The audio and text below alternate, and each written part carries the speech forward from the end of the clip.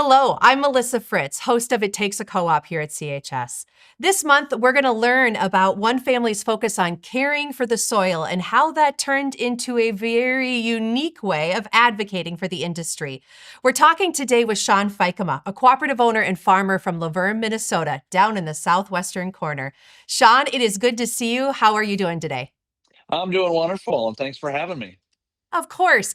Can we start off by just hearing a little bit about your operation? Sure. We're third generation on our farm here. I farm with my brother Mike and his wife Stacy and my wife Becky. We're all heavily involved doing different parts of the business.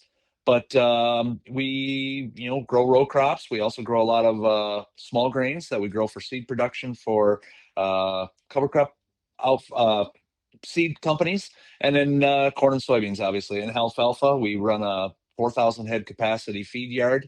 So we grow whatever various feed needs we have for that as well. Started here in 1950 when my grandpa bought the place, and kind of just been evolving and growing and changing along the way. So just a few things going on is what I hear. And just, one or just a two, little. one Yeah, or just a two. little. But inside all of that, I know that there is this deep passion for sustainability. Talk a little bit about where do you think that passion came from, and how do you foster it today? Yeah, sure. I'll be honest with you. I didn't start out that way. 20 year plus 25, 6 years ago when we started farming, we always had this desire to do more with less, and do the best job we could with the soil and the earth God has given us. But um, maybe didn't wasn't as passionate about it until 2014. We had a huge, rainstorm that came through, washed out a lot of, roads, bridges, and then also just wreaked havoc on our soils. And ever since then, we kind of decided that we needed to make a change to something that we felt was not necessarily what we considered environmentally sustainable, as everybody wants to say now, but it was really about our economics of our own operation and wanting to be more lean with what we were doing, and that led into the sustainability trend that we're on today, I guess, of in agriculture. So it didn't start on purpose. It didn't start because a huge desire to just be this, I guess, this advocate for it. In fact, back when we started doing some of these practices, it wasn't even considered, sustainable wasn't part of the trendy words that we used, or regenerative, or whatever term you want to use today. That's not, none of those reasons are why we started doing what we were doing. We just saw an erosion problem, and we saw a way to, make our operation more economically sustainable. And that's what led to where we are today.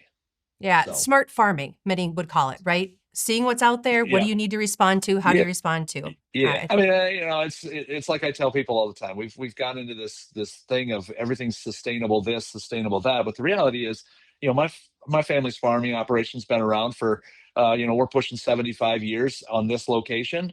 There's generations and generations of farms that have been around for 100 plus years. Those are sustainable farms, right? We have to look at it from that perspective as well. That those farms are thriving and been around for a long time. That's sustainable, Mhm. in and of itself. So Yeah, so talk to me a little bit about an example of some of the changes that you've made on the farm.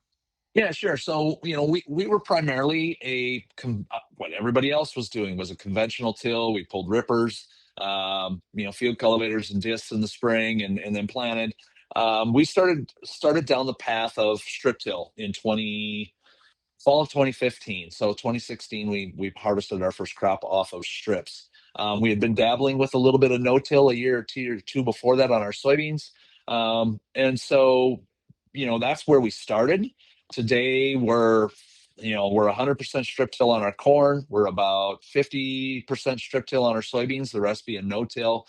And then probably about 50 to 60% of our acres are all cover cropped. So we're growing our own cover crops. We're having the seed cleaned. We're seeding them back in the fall. And then that kind of led down the path because we have a feed lot. We have, I like to, my brother likes to say that I get a lot of opportunities because we have a feed lot for me to screw up, because we can always feed it, or do something with it in the feed yard. So that led to growing more, oats and triticale and rye and all kinds of different things because we can use the straw. So we've really evolved from basically being a heavy, I'll call it a heavy corn operation with some soybeans to being, still more acres of corn than anything else, but also we have, several hundred acres of small grains that include alfalfa and triticale and rye and hybrid rye and oats and all those other things. So, and we're still dabbling with a couple other items that we might try yet too. So that's kind of where that's kind of how it evolved, I guess. Yeah, the evolution is always really neat when you talk to farmers to find out where they started and where they've ended. And boy, has your route, your maybe taken a bit of a different turn here as you became the subject of a movie not that long ago. Talk to me a little bit about that. How did that transpire that you were able to be the focus of this film?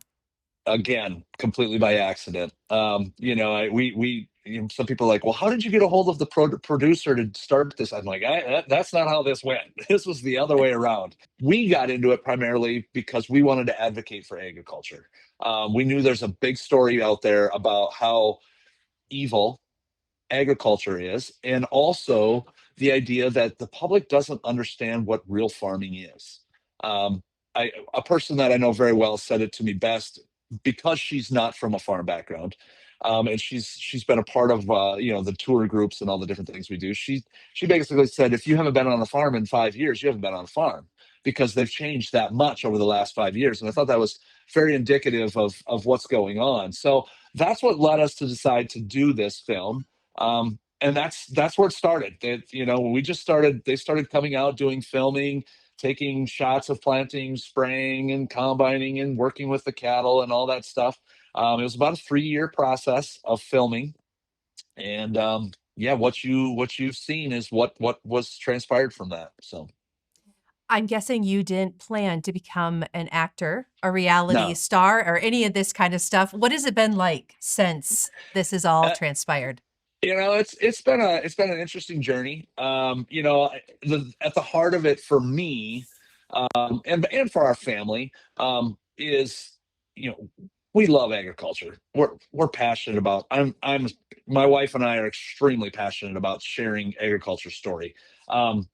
Just because everything in our you grew up in southwestern Minnesota too, and everybody that's gonna listen to this is from a rural community for the most part. So everything revolves around agriculture. We've got all these other things that are going on, but at the end of the day, if agriculture struggles, so does Main Street. And so for us to be able to tell the story about what agriculture really is, that we really are humans, we really are families farming the land. It's not, generally speaking, some big massive corporation. Are we corporate? Sure we are. We take all the same, you know, legal steps that every other business does, in that we're corporations, we're LLCs, we're partnerships, but we're not the people that oftentimes are portrayed. We've had enough tour groups. We get probably 100 to 150 different tour people through tour groups that come through our operation per year, and they're blown away by the fact that yes, we are a corporation, but this is all family, and we are 98% of the producers in agriculture. Um, and so that was the story we wanted to tell. Did I expect this to be where I am? No. I mean, I used to get nervous, when my English teacher back in high school would be floored if she knew that what I was doing today. But that's how it ended up, and we're excited to do it. It's different, I've this is the second podcast I think in 2 weeks I've had to do, and so it is different. It's interesting, but I'm having a lot of fun with it. So Isn't it amazing how life evolves and what that yeah, English teacher might think, or your dad, or whomever else, right? The things that right. we do when we're Yep. passionate about something. So, obviously, passionate about agriculture. You're an advocate, you're a farmer, husband, dad, brother, all of these various things, but you're also a cooperative leader. Correct. So, how do you fit that into your day? I mean, clearly you've got to be a passionate leader for cooperatives as well, because there's so much similarity to your story and the cooperative story. But that's a real commitment as well for you. Yeah, yeah, it is a commitment. But honestly, when I was asked to be on the board of directors for CHS Brandon, I think this is 12, 13 years ago, something like that. I don't even remember.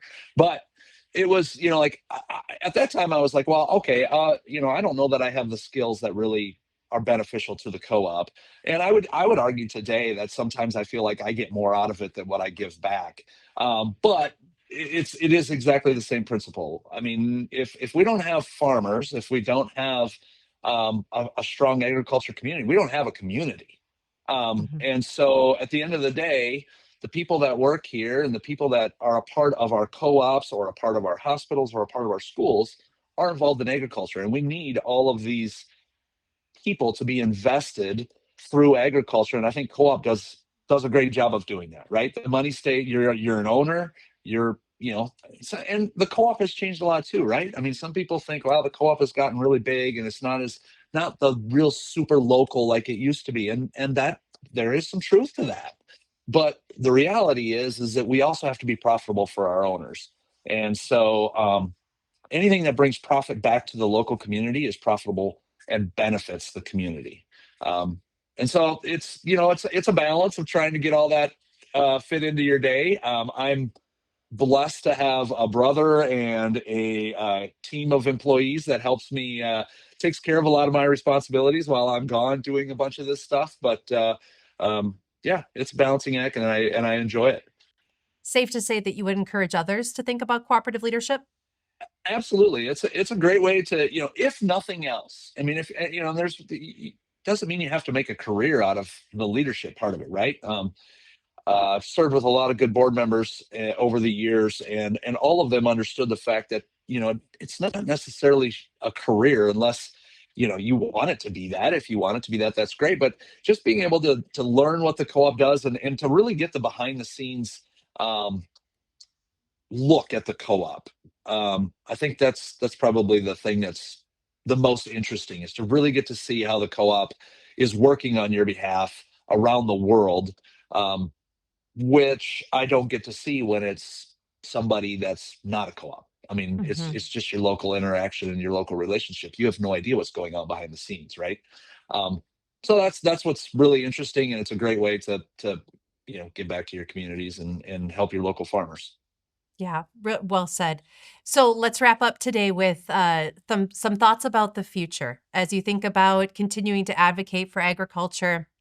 Think about your operation and sustainable practices for the future, your cooperative leadership for the future as well. Talk to me about how that is starting to frame up how the world evolves and your farm evolves for the next generation, perhaps for those two daughters that you've got. Yeah. Yeah. So, I've been asked that question multiple times, and that's the future is really unknown, and maybe in today's world we'd say it's as unknown as it's ever been. But at the same time, you make the decisions you have to, just make the next right decision, right? So that I think leads to um, building your future. I'm not sure if I'm answering the question quite maybe the way you were thinking or way wanting, but I guess for us, it's a matter of, are we economically sustainable? And this is true for the co-op. It's true for my farm. Um, if I'm not economically sustainable, the rest of it doesn't matter. So I guess for us as an operation and for as a co-op, that has to be at the forefront. What makes Mhm. money?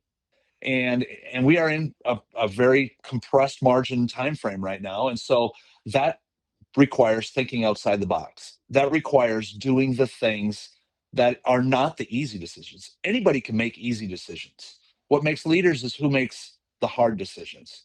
And I think that making the hard decisions going forward is what's going to solidify that future for the co-op and for my operation. So that's what we're really concentrating on, is just making sure we're making the hard decisions and not avoiding them. Um, and just doing the next right thing, making sure we're doing the things that are going to make a more sustainable platform, whether that be the farm or the co-op, for the future, for the next generation. Um, you know, realistically, we have to understand there's probably going to be less farmers. There's just less and less kids that want this for their life. Like, I mean, there's, as well as I do, this isn't, we don't do it because it's easy. If it was easy, everybody do it. And so it's how do you make it attractive, which is what I think is fun about the new technology in today's ag space, whether it's at the co-op or at your local farm level. The technology and the different practices is what gets the younger generation excited. I think for my daughters and for that young generation, they see myself and my brother out in the community advocating for agriculture. We're not just Agriculture is no longer just riding the plow or riding the chasing the animals Yes. anymore. Agriculture is a different game than it was, and there's a space for everybody. And so on our operation, we're right now, I have two daughters. My brother has three daughters. There's no boys here. So how do we diversify our farming operation that can make space for five daughters if they so choose? So we need accountants, I need CPAs, I need lawyers, I need agronomists, there is so many different opportunities that agriculture has. It's just a matter of how do we get our kids to see that opportunity. Um, Mhm.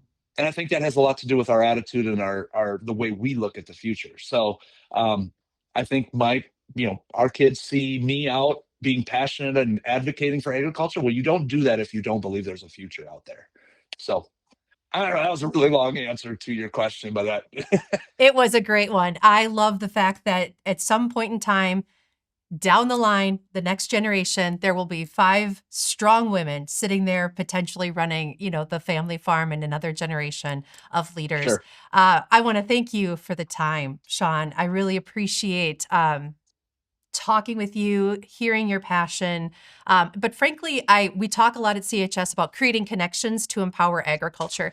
And I really appreciate how to heart you've taken that, because you are creating connections that are empowering the cooperative, empowering your farm, empowering all of us to be able to continue living this terrific life that we've built. So on behalf of all of us, thank you for continuing to do that advocacy work and make those connections. I really Yeah, appreciate the you're time. you're welcome, and thank you to CHS too for always supporting us and having our back. In all the many things we do every day. So It's a good relationship in that cooperative system, is it not? Yeah. yes, it Awesome. is. Thanks so much, Shawn. You're welcome.